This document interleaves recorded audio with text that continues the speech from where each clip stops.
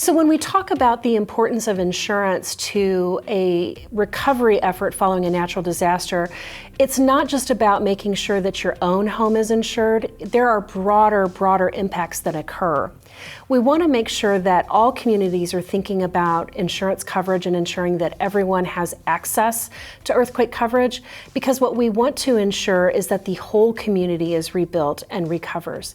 It is great if an individual homeowner has their home rebuilt. It's great to know that a business can rebuild its structure. But if we don't have those entire communities rebuilding, if they leave and go somewhere else because they don't have insurance coverage to help them rebuild, who are going to work at these businesses and who are going to be those customers? So as a part of our overall state's economic and long-term recovery objectives, it's important that insurance coverage is one of the most first and primary considerations in those long-term recovery plans.